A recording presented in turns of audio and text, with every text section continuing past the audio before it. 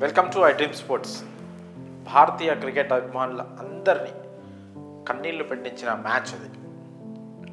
దాదాపు ప్రతి క్రికెట్ అభిమాని హృదయం ముక్కలైన రోజు అది. దాదాపు ఆ మ్యాచ్ జరిగి నేటితో ఏడాది పూర్తయింది.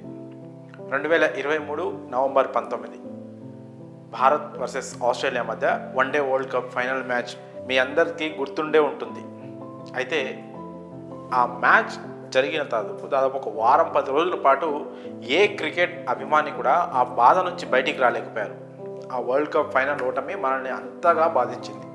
ఆ మ్యాచ్ జరిగి నేటికి ఏడాది పూర్తయింది. మన దేశంలో జరిగిన వన్డే వరల్డ్ కప్ 2023లో టీమిండియా ఎలాంటి అద్భుతమైన పర్ఫార్మెన్స్ చేసిందో మనందరికీ తెలిసిందే.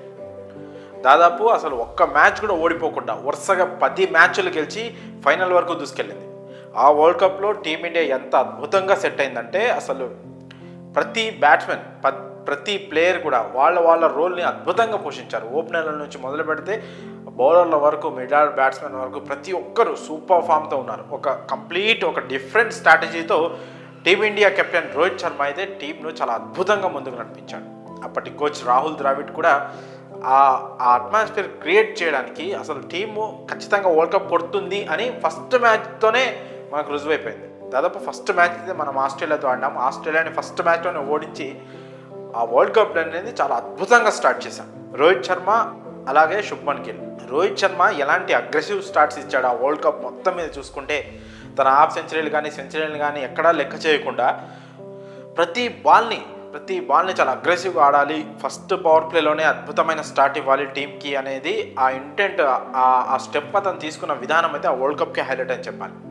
ఆ తర్వాత రోహిత్ శర్మ అలా అగ్రెసివ్ ఆడే క్రమంలో తొందరగా అవుట్ అయినా కూడా, వికెట్లు పడినా కూడా ఆ తర్వాత విరాట్ కోహ్లీ స్టాండ్ తీసుకొని టీంను నిలబెట్టిన విధానం కానీ అదంతా ఒక అద్భుతం కాదు. అసలు రోహిత్ శర్మ, విరాట్ కోహ్లీ, శుభ్మన్ గిల్, శ్రేయస్ అయ్యర్, కేఎల్ రాహుల్ అసలు ఎంత అద్భుతంగా ఆడారు ఆ వరల్డ్ కప్ అంతా. అలాగే బుమ్రా, షమి దాదాపు స్టార్టింగ్లో కొన్ని మ్యాచ్లు 4 మ్యాచ్ల దాకా ఆడకపోయినా ఆ తర్వాత వన్స్ టీంలోకి వచ్చిన తర్వాత ఎలాంటి అద్భుతమైన పర్ఫార్మెన్స్ చేశాడో మనందరం చూసాం.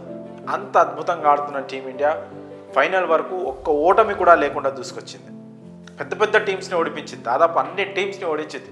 న్యూజిలాండ్ మనం చూస్తున్నాం, గతంలో చాలాసార్లు మనకి ఏ వరల్డ్ కప్లో మేజర్ ఈవెంట్లో అయినా న్యూజిలాండ్ అనేది మనకు ఒక గండంలాగా ఉండేది.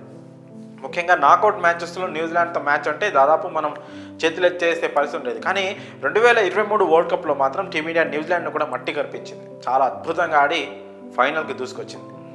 ఫైనల్లో ఆస్ట్రేలియాతో మ్యాచ్ టాస్ గెలిచి ఆసీస్ కెప్టెన్ ప్యాట్ కమిన్స్ అయితే ముందుగా బౌలింగ్ తీసుకున్నాడు. 2003లో అప్పటి కెప్టెన్ మన గంగోలీ చేసిన తప్పే ఇప్పుడు ప్యాట్ కమిన్స్ చేశాడా అనిపించింది. ఫస్ట్ బౌలింగ్ తీసుకొని బ్యాటింగ్ ఫ్రెండ్లీ పిచ్లో. కాకపోతే మ్యాచ్ కంటే ముందు కమిన్స్ చేసిన కామెంట్స్ ఏవైతే ఉన్నాయో, స్టేడియానికి వచ్చే ప్రతి అభిమానిని సైలెంట్ చేస్తా అనే కామెంట్ చాలా వైరల్ అయింది.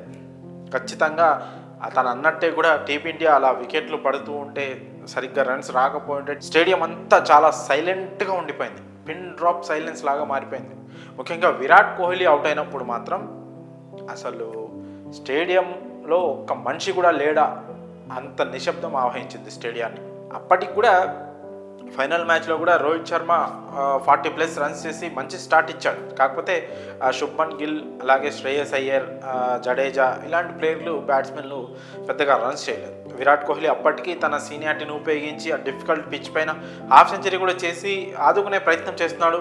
కేఎల్ రాహుల్ కూడా బాగా ఆడినప్పటికీ చాలా మరీ స్లోగా ఆడాడు అనే విమర్శలు కూడా అప్పట్లో తన పైన వచ్చాయి. కాకపోతే పరిస్థితి అప్పుడు అలానే ఉండేది. సో అప్పుడు పరిస్థితి తగ్గట్టు తను ఆడాడు, కాకపోతే మరీ స్లోగా ఆడాడేమో అనే ఫీలింగ్ అయితే అందరికి వచ్చింది. సూర్యకుమార్ యాదవ్, తనపైన చాలా ఎక్స్పెక్టేషన్స్, హోప్స్ ఉండే ఆ వరల్డ్ కప్లో. కాకపోతే తను చాలా దారుణంగా విఫలమయ్యాడు. ఫైనల్లో కూడా కేవలం 18 రన్స్ మాత్రమే చేసి అవుట్ అయ్యాడు.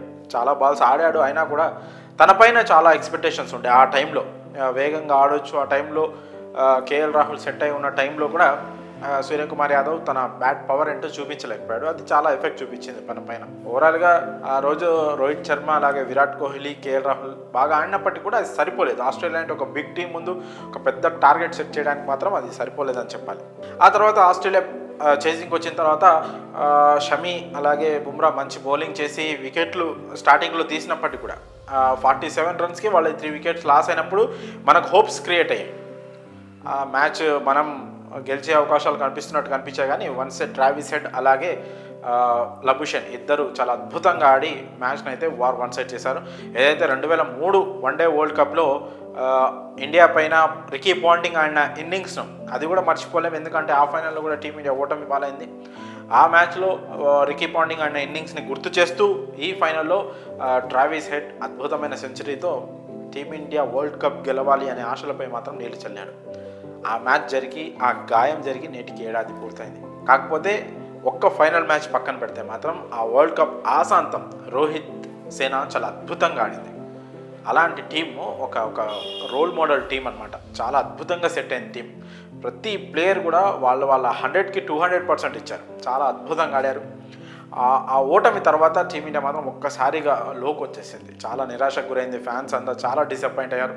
సొంత గడ్డపై రెండోసారి, గతంలో 1983లో ఒకసారి గెలిచాం, అలాగే 2011లో ధోని కెప్టెన్సీలో గెలిచాం, మళ్ళీ మూడోసారి. కాకపోతే సొంత గడ్డపై ఇండియా ఆడుతూ గెలవడం రెండోసారి జరిగేది. కాకపోతే అది మిస్ అయింది. ఆ డిసప్పాయింట్తో మనం చాలా బాధలోకి వెళ్ళిపోయాం. ఆ తర్వాత ఆ బాధను అంతటిని కాస్త 2024లో జరిగిన T20 వరల్డ్ కప్ కొంత తీర్చిందని చెప్పుకోవచ్చు. మళ్ళీ రోహిత్ శర్మ కెప్టెన్సీలో ఆ వరల్డ్ కప్ ఓడిపోయిన బాధను తీరుస్తూ T20 వరల్డ్ కప్ అయితే టీమిండియా కైవసం చేసుకుంది.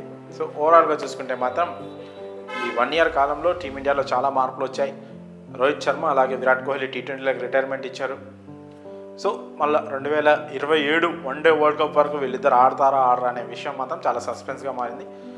సో ఫైనల్గా అయితే 2023 వన్డే వరల్డ్ కప్ ఫైనల్ మాత్రం ప్రతి క్రికెట్ అభిమానికి ఎప్పటికైనా చాలా బాధించే అంశమే.